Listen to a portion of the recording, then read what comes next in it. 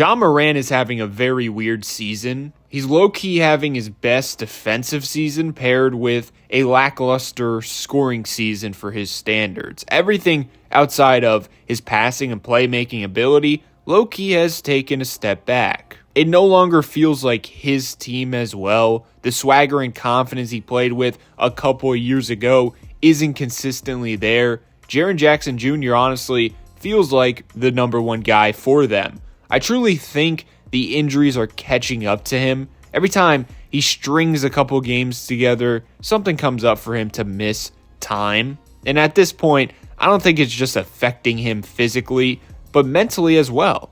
The style that had him as one of the best players in the league doesn't seem sustainable. That's gotta be annoying. He even is avoiding dunking for that reason. Overall, he just doesn't look or feel the same when you watch him. A career low in efficiency, 44.7% from the field, 15.9 field goals attempted, 11 two-pointers attempted per game, both career lows.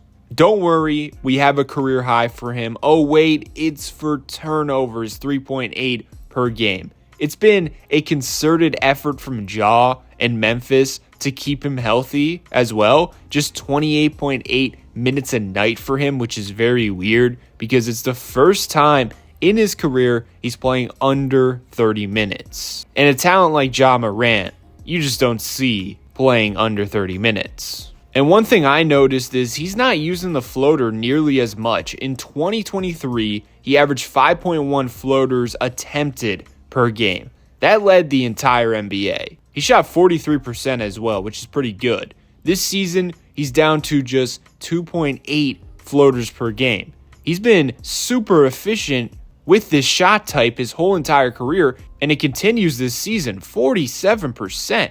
It is his bread and butter, his signature shot. And after last game, Ja Morant mentioned in an interview, I'm just trying to find my rhythm. Gotta do it in a better way. Don't force shots, just trying to get in a rhythm. I'll figure it out. I forced some shots today. And not having that floater volume is amplifying his other shooting weaknesses. We always knew he's not the greatest shooter, but now it's more of a problem because he doesn't have that floater to fall back on.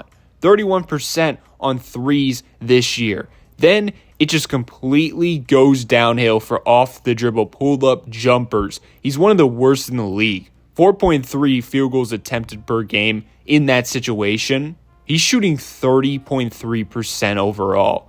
It turns out 2.2 of those attempts are three-pointers. From the perimeter, he's shooting a disgusting 28.4%. And turn back the clock to 2023. His attempts were much higher, 7.1 attempts overall, and he shot 38.5%. Not only all of that, but the Grizzlies have also switched up their offensive philosophy, which could be messing with his rhythm. It's no longer Ja Morant-centric 24/7. If you watch them at times, you will be like, why isn't he involved more often? You'll see him just standing in the corner. They don't run pick and rolls either, which is kind of weird. In 2023, they were top 10 in pick and roll frequency. Now this season, they are last at 9%. They are dead last as well. The second worst is ahead by a wide margin, 12.2% to be exact. It also seems like his whistle is getting to him. Oftentimes, you will see him arguing with refs after